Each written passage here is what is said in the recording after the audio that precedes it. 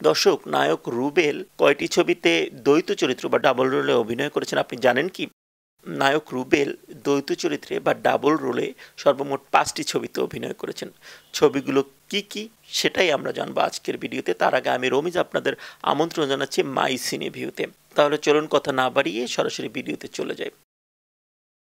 রুবেল অভিনীত দ্বৈত চরিত্রের প্রথম ছবি হচ্ছে অন্যায় অত্যাচার। ১৯৯৪ সালে মুক্তি পাওয়া এই ছবির মাধ্যমে প্রথমবারের মতো রুবেল দ্বৈত চরিত্রে অভিনয় করেন। রানা নাসের পরিচালিত এই ছবিতে রুবেলের ডাবল রোলে অভিনয় বেশ আলোচিতও হয়। ছবিতে রুবেলের নায়িকা ছিল অরুণা বিশ্বাস এবং লিমা। ছবিটি বাণিজ্যিকভাবেও ব্যবসা সফল হয়। রুবেলকে দ্বিতীয়বারের মতো দ্বৈত চরিত্র বা ডাবল রোলে ১৯৯৪ সালেই দেখা যায়।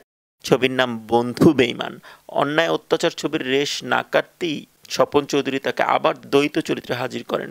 এ ছবিটিও বেশ আলোচিত হয়। এবারে তার নায়িকা অরুণা বিশ্বাস, সঙ্গে ছিলেন মিশেলা।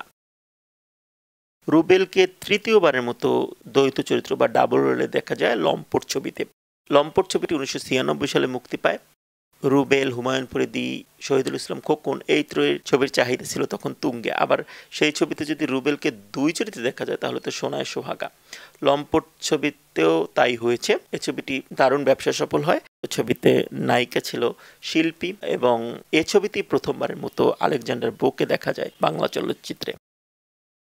রুবেলকে চতুর্থবারের মতো দ্বৈত চরিত্রে দেখা যায় মুখোশ নামের একটি ছবিতে। ছবিটি ২০০৫ সালে মুক্তি পায়। ৯০ দশকের অনেকটা সময় পরে মুখোশ ছবিটি মুক্তি পায়। জেড আর সিদ্দিকী ছবিটি পরিচালনা করেন। ছবিতে রুবেলের নায়িকা ছিল নেহা। রুবেলকে পঞ্চম এবং সর্বশেষবারের মতো দ্বৈত চরিত্রে দেখা যায় কালা দুনিয়া ছবিতে। এটিও ২০০৫ সালেই মুক্তি পায়। ওয়াকিল আহমেদ পরিচালিত এই ছবিতে রুবেলের নায়িকা ছিল পলি ও ঝুমকা।